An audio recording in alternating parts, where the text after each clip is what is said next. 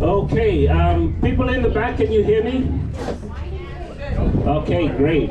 How about people in the very back? Sonic, can you hear me? Sonic, can you hear me? Okay, Sonic can hear me. All right, we're going to start the panel discussion right away. And before I begin, I just want to give a very big thank you to Jess and Wes for being stewards of the community. Absolutely, absolutely. I can honestly say I wouldn't be here personally if Jess and Wes weren't a part of this whole community. So thank you so much. And moving on, it is the 10th anniversary for Studio 23, which is a huge accomplishment for a community. So please give it up for the Alameda community for making this happen. 10 years. According to the lexicon, that's a decade. That's a long time. Okay, so without further ado, I would like to introduce our panelists for this discussion. And I'll start closest to me. We have the Arthur Wright. Sir? He'll be speaking shortly, so I'll just run through the panelists first. And then we have Maddie in the middle. Could we just warm them up with a round of applause as I give the names? Thank you, thank you. And on the far left for you is Matthew. Let's give it up for Matthew. All right, since we ended with Matthew, let's start with Matthew. So Matthew, if you could tell us a bit about yourself, who you are, where you're from, and what inspires you. Hello everyone. Hello everyone. I'm Matthew. I grew up in China, and it's in a northern country. People over there almost never smile. And I learned how to smile here. What inspired me was when I was a little kid, I always liked to draw. And as I said, even though I grew up in the cold country, people don't smile. I started to paint. I was drawn by the Italian Renaissance work, and it was warm, and the humanity was really attracted me. However, later on, when I grew up, because where I grew up in China and how the upbringing and the political situation, everything related, so I'm more gravitated towards the northern art, especially the German expressionists. So if I have to name some inspirations, it would be all these German names during COVID and till now and some people. So for me, it was both. I was trying to capture what I see, but also was trying to interpret what resonates in me. Sometimes I try to document and reflect. Sometimes I try to express. It's kind of, there's no set mode for me to approach my art, but eventually I think at the beginning I did a lot of representational and tried the different styles, and eventually it's my grow up process is the shedding my options. It's kind of like everyone's growing up. There are a lot of paths you can go, but I chose a certain path. So now I start to do less representational, a little bit more abstract work. And one of the pieces I have is in this gallery, near the entrance there, is abstract work. And I enjoy this expression works now, abstract work, because it has this, it gives myself as the creator, and also give the freedom to the viewer to decipher what they see and what I saw. Sometimes my title can be simple, so I don't have to confine. I don't want to force feed people to see as I see. And sometimes I try to be whimsical, even though my work overall was probably monotonic is the best way to describe my entire work. So Currently, I also work on one big landscape series, and this is kind of explain what I'm striving now. A couple months ago, I went to a Carquinez regional park, just for fun, and then I saw the entire landscape was charred and dusted with white ash, and it was kind of like a moon space.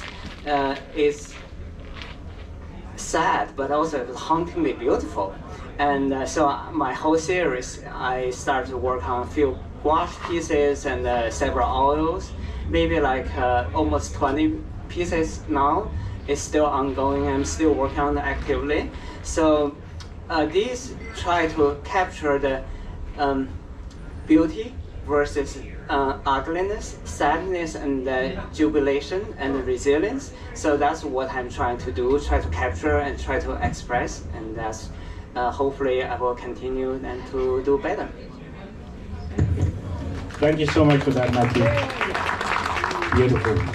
I'm glad you're keeping your time. Let's see if Maddie can follow on to that. I know, I wasn't prepared with my timer. First off, can everyone hear me in the back? Yes? Okay, perfect. So my name's Maddie. I'm based here in Alameda. I live on the islands, but I would consider myself a nomadic artist. So when the pandemic hit in 2020, I had plans to go abroad, to live in Italy, to study art, and those were all canceled. But I had built up all this energy to go do something super out of my comfort zone. And we were locked inside, we had to stay to ourselves. So I was like, okay, what can I do with this? And I ended up realizing that I could buy a car, move into my car, and then travel the country and basically create art and be on my own, self-quarantines. So that's what I did in June of 2020. I moved into my car and I basically started hopping between national parks. I ended up hitting 40 parks in the continental US in that first year. And basically I had not planned any of this. I just knew, okay, I want to go on an adventure. And so during that journey, I started an online business because I realized I needed to somehow make money while also not being in one place. So through that, I was meeting a bunch of people, starting to sell originals in national parks and selling prints online. And it really just made me realize who I am as an artist, which is someone that's inspired by being out of my comfort zone. So if I'm in a new place and I don't know anyone, I'm feeling very inspired. And that's kind of what I've tried to bring with me as the world has been coming back to some kind of norm. I've been trying to figure out how do I be spontaneous in that same way I was during the first year, but now in everyday life. So for me, that's come in the form of learning how to see a cool site in my everyday life, like a cool house. There's a ton of them in Alameda, and just park right there in front of it for 2 hours and do a painting on site. It's come in the form of seeing an interesting person who looks like they're really passionate what they're into, playing an instrument on the street, and asking them, can I paint you for an hour and in exchange for your music? So those are things that inspire me, just being out of my comfort zone, and also just appreciating everyday life things. So some of the work that I have here today is called A Peaceful Stroll. It's in this gallery. And it's literally just a view that I have on my walk to class. So I went to school in Long Beach. I just graduated on Tuesday.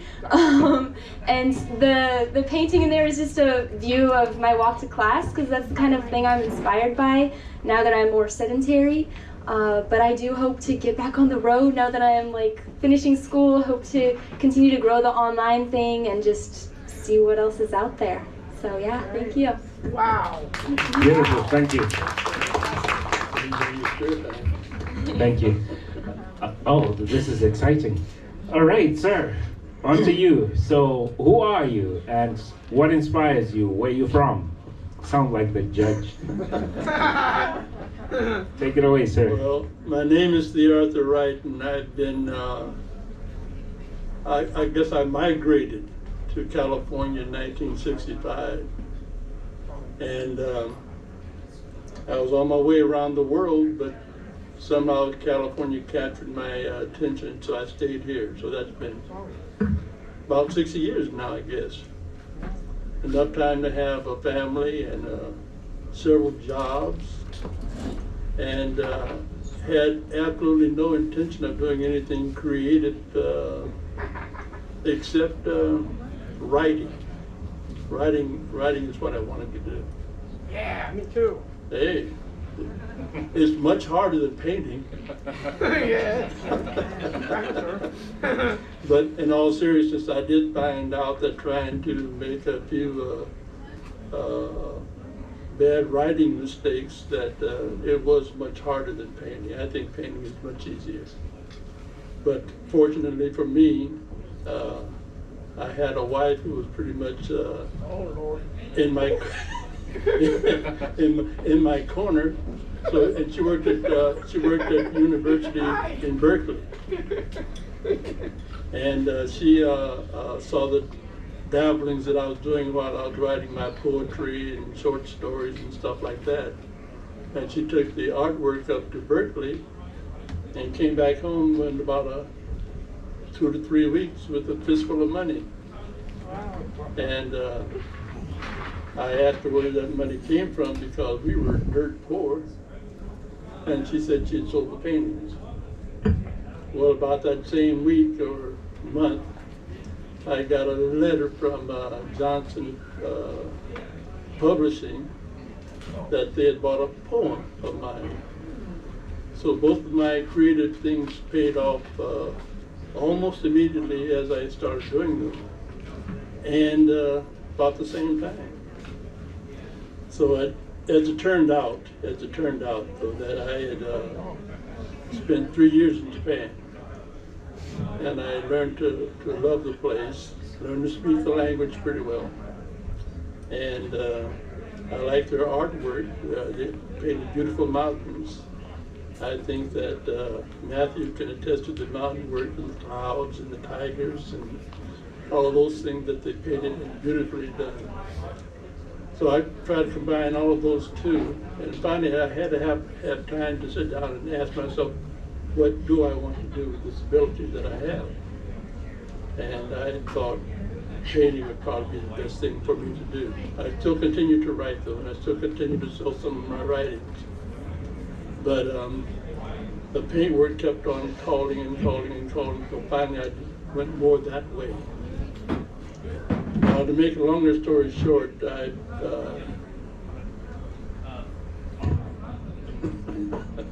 Are we okay back there? okay, is that better? Okay. Okay, so to make a long story short, the main reason I think I became fairly successful as an artist is because I don't use typical medium. I use Clorox bleach to make my artwork, and that generated a lot of interest in the. Well, I'll just say that I've been interviewed about a couple hundred times with all the different media about how this affected my life, and I've made up my mind that I'll never come to the end of learning things from it. So I'll continue to use it. So that's my starting question. Thank you so much. Thank you, panelists. Beautiful. Just for context, this used to happen online for 2 years during the pandemic, and it was a lifesaver for me because we had something to look forward to every second Friday of the month. And so thank you so much for coming through for the first in-person discussion. Is there a lot of feedback? Oh, okay, great. So that actually segues us into the second question, which is all about the pandemic. It's definitely affected us in more ways than we can count, and we would like to hear from the panelists how has emerging from the pandemic impacted you and your work. Shall we start with you, sir, or are you letting our steam for now? No, I'm good. I'm good. Okay, take it away. Warming up now. I had a bit of sad news about 3 months ago. My artwork led me to join the Artship Foundation. And the art ship was an actual ship 500 feet long and 500 tons of warship. And our job was to turn it into an art ship. And the executive director, he passed away about 3 months ago in Istanbul. And so that was a happy but sad thing, because if anyone was ever born to be an artist, he was that person. But during that period of time, I got to meet people from around the world. They all came to see the art ship. It's parked on the estuary over there by Government Island for about 4 years. And during that period of time, we had 2 movies made aboard. We had visitors from around the world. And so Bowden, Dan Page was the executive director's name. He won't mind me telling this now, but one of his girlfriends back in his younger, robust days was the daughter of Victor Hugo, who wrote. Victor. Oh. Victor, put the mic closer to him. He can't hear. Okay. His daughter was Victor. His girlfriend was the daughter of Victor Hugo, and so we had a lot of fun with that. And he was quite a playboy too, but he was also an artist at heart. And he came up with many innovative things. He knew people through his earlier days of a college student, where he was he was always rebelling to the point to where the country that he grew up in, he was a child star, a movie star. Wow. That they had made a movie that is famous in Croatia.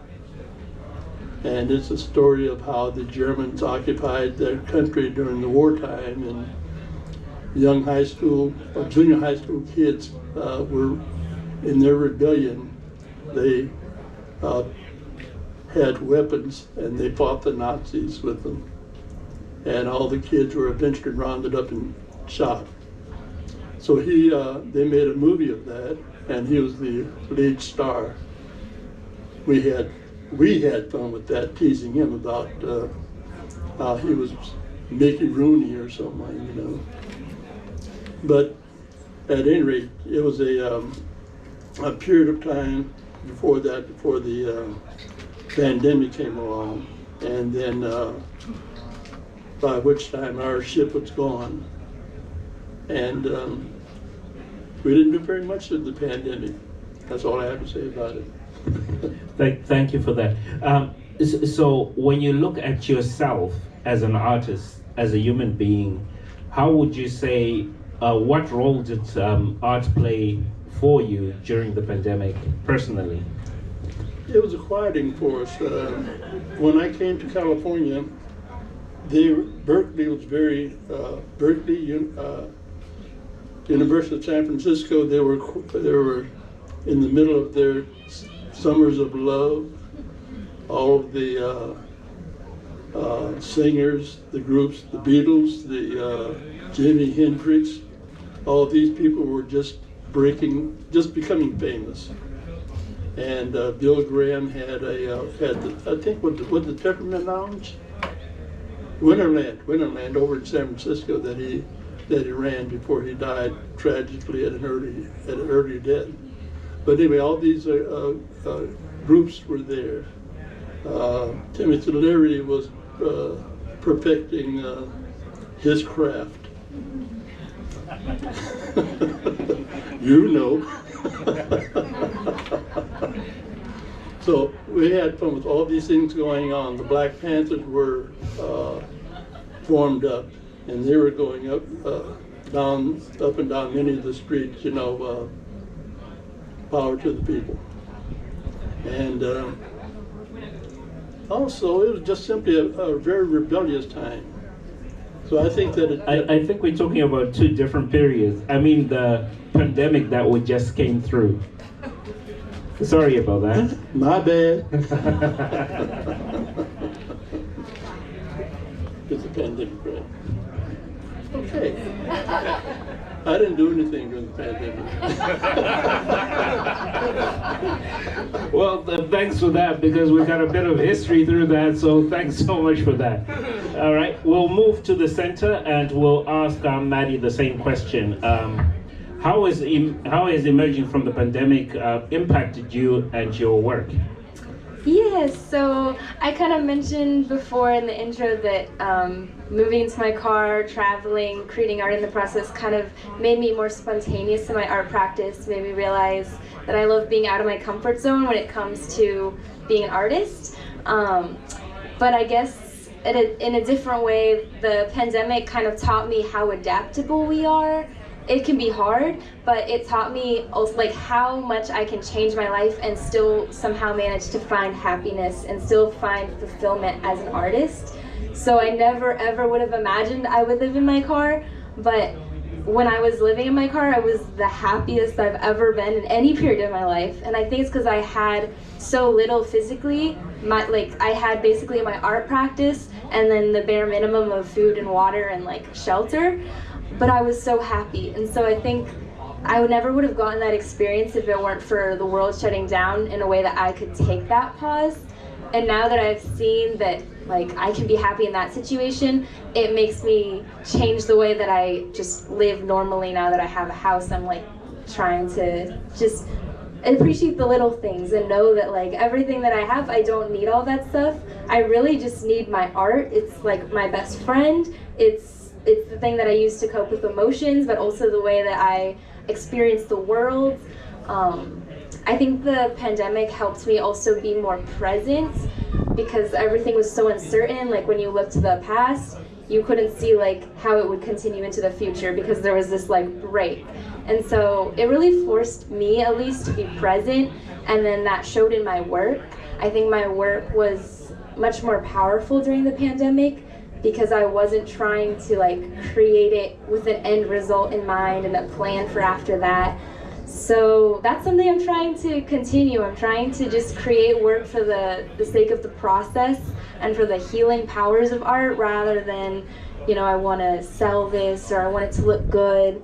I think the pandemic for a lot of artists was just a time of really exploring what we really want to do. Now that we have all this time, we have a bit more freedom. With the lack of freedom, we also got more freedom in different ways. So yeah, that's how the pandemic affected my art practice. And I would say in the reverse order, my art practice also affected my experience of the pandemic in that it made it like manageable. I don't know personally what I would have done without being able to do art and have that outlet. So that's why I say art really is my best friend. It was with me every single day of the pandemic. Beautiful, thank you. Thank you. You got the question, Matthew? Yeah.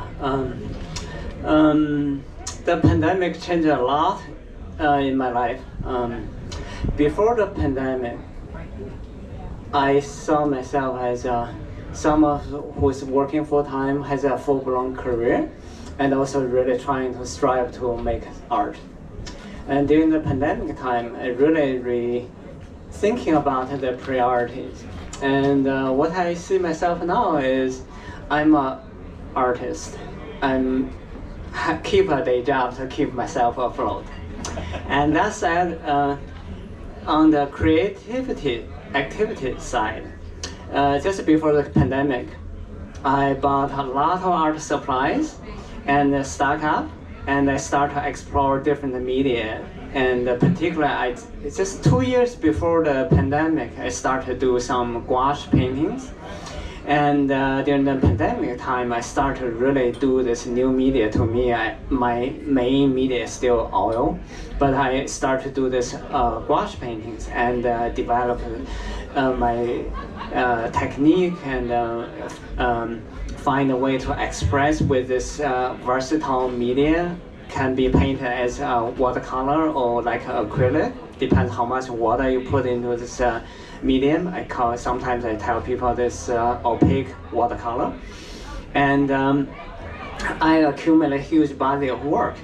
And the sad thing was I was not able to go out to see other people's work in person. Of course, I had a lot of online exchange, saw a lot of online exhibitions of the fellow artists, but that's not the same. And that said, I was able to focus and channel all my energy to do more art. That's the life-saving part, as Major said. Art saved my life during the pandemic. However, there's some local galleries I have been able to show my work before the pandemic. Unfortunately, they couldn't survive, and so I have to pivot, try to find new ways to do that, and lost one community and try to build a new community with different people. It's both exciting, exhilarating, but also sad. And I just saw one of the artists we exhibit together before in Berkeley, and we talked about what we have lost and what we look forward to. And the brighter side for me was after the pandemic, when we pulled out of it, I was able to do some solo shows. And since then, I have 4 solo shows in different galleries around the Bay Area. And one is still ongoing. It's in Berkeley. In Albany, California. It's in the Albany Community Center. I have 14 gouache pieces. Half of them are black and white. Half of them are colorful. And the theme to me is really describe my journey. All these pieces was pretty much done during the 3 years pandemic time.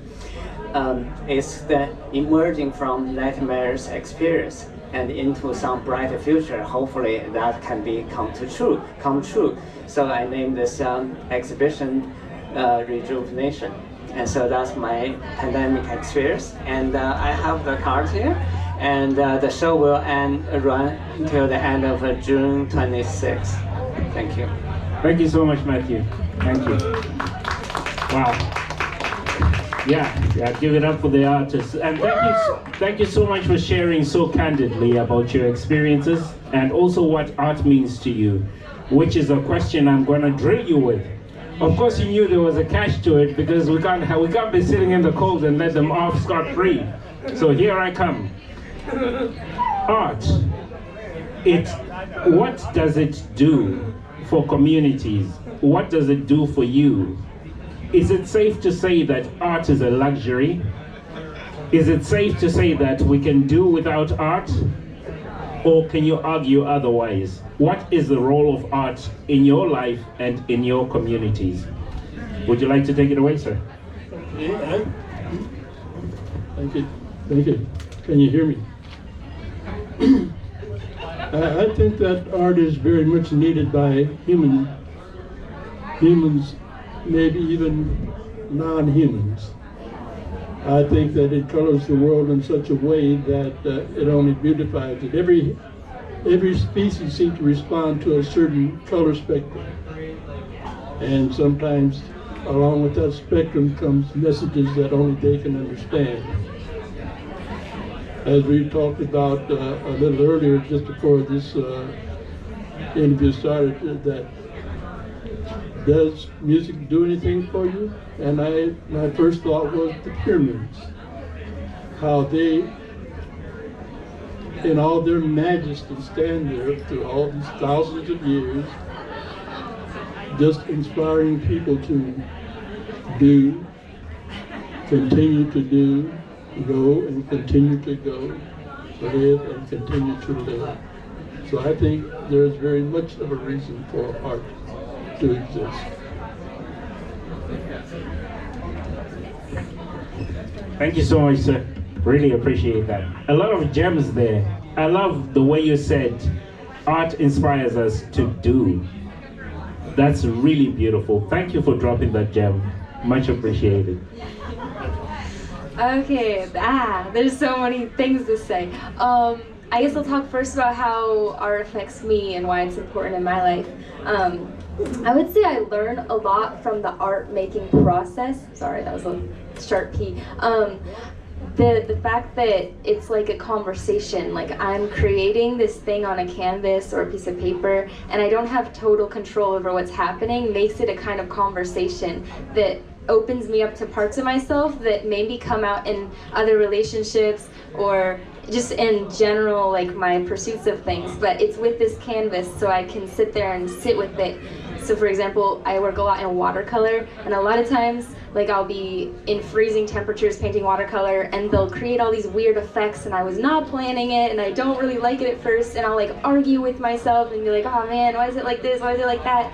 And like things like perfectionism come out, or like just indecisiveness, stuff like that that I need to work on, that art helps me with. Similarly, I feel like art is known for being a way to express oneself, and that's really a powerful, like, it's like a superpower of art. There's something about art and music that can touch something deeper than the mind directly. Like, sometimes when you're talking to someone, you don't want to be talking to their mind, you want to talk to their heart, to their soul, to their body. And I think that art allows us to do that without the mind always getting in the way.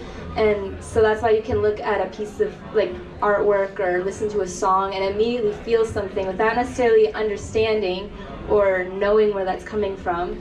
And I think that's powerful for me as someone creating that, and it's also powerful for communities to be able to have like a universal language in a way where we can communicate with like people all around the world, and it's not just a mind-mind connection, it's heart to heart.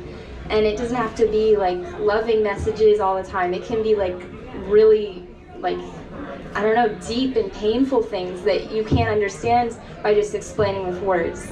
So that's something that's really powerful about art, I would say, for communities and individuals. And I think that everyone has a form of art in their own life, whether it's painting or in music, or whether it's something completely separate, like people who are engineers, people who writing is a form of art. I think everyone has a form of expressing themselves, which is a testament to it being a need and not just, you know, an unnecessary part of our lives. So it's also been around for as long as humans have been around. So that's my argument as why art is necessary. Thank you. All right. On to Matthew. Thank you for that. Let's give it up for them. Let's give it. Yeah, that was beautifully articulated. We'll sum this up once Matthew is gone as spoken. Take it away. Art is very important to me as a person. For myself, I grew up in if I can boast about it, it's a cultural family. So all kind of art forms, visual and written and performing art, it's all very familiar to me. And to me, they are like air and water. I cannot live without them. And for the community at large, I would say it's everywhere. It's not. It doesn't have to be a super exalted form. It's when people move their body to some music, that's art. And anything is not directly related to your body functionality, I think that's something beyond what we need, the bare basics. Probably that's kind of a sort of form of art. Of course, we can refine it, we can perfect it, and in general, a community without art is kind of like a machine. This reminds me of some sci-fi movies and talking about some highly developed civilization. Everyone functions really well, sleekly, but if they cannot express emotion, they couldn't understand the human being on Earth, and that's their failure. And so this kind of comparison make me think further. Yes, without art, we cannot understand who I am. We cannot understand who you are here, and we cannot understand the family members. We cannot understand the fellow members in the community. So it is very crucial. Otherwise, we are just going to back to the primitive forms, and we cannot relate to each other. And besides, we can live, we can die. There's no real meaning to life form. So that's what I think art defines who we are. Even though someone has closer relationship to it, someone has less so. Either one is fine, but everyone's living their art in their own life. Beautifully articulated. Let's give it up for the panelists. Okay, I rest my case. It looks like art has a use and a function in the community. I totally rest my case. Starting with Mr. DeArthur Wright, who said, art allows us to do. It allows us to do. That's so beautifully said. You know, and then Maddie said, art is a conversation. Having a conversation with yourself, within yourself. That's so beautifully put. And then Matthew on expression. Each of us expresses themselves so differently, and that's what makes us unique. So thank you so much for these wonderful conversations. But what I was looking for is that no revolution was ever started without art. No revolution. So art plays a huge role in transformation. And the last thing I'll say before I encourage you to have conversation, to continue the conversations with the artists, is that life is about the transmutation of energy. And if you think you're not an artist, look at the way you're dressed and see if there's anybody dressed like you today. No. We are all artists, and we just need to allow ourselves, like Mr. DeArthur Wright said, to get into the conversation, like Maddie said, with yourself, and to express yourself, like Matthew said. With that being said, I would like to say thank you very much to all of you for coming through to celebrate the 10th anniversary for Studio 23. Absolutely. Please do look up an organization called Art Push online, artpush.org. It's also Jess and Wes are part of the artpush.org. They've got a board, and they're championing the arts in Alameda, which is fast becoming the heart of California when it comes to art. With that being said, I'm Victor. Let's carry on the conversation and have a beautiful night. We do have music coming on. May I ask, Wes, do you want to say something, or can I? No. You said it all very well. All right, so thank you very much, and let's sing happy birthday to Studio 23. 1, 2, 3. Happy birthday to you. Happy birthday to you. Happy birthday, Studio 23. Happy birthday to you. I also want to mention that we have 3 Dot Gallery, which is an affiliate of Studio 23, and we have the Red Door Gallery, which is also affiliated to Studio 23. So please check out all the art, support the artists, and talk to the artists. Let's give it up one more time for our panelists. I will say one thing. And in just a few moments, the Helltones will be coming out. You don't want to miss them. They're amazing. And I'd just like to thank everyone again for coming out. Thank you so much, and enjoy the evening. Great job. Oh, great. Again. Oh my God, again.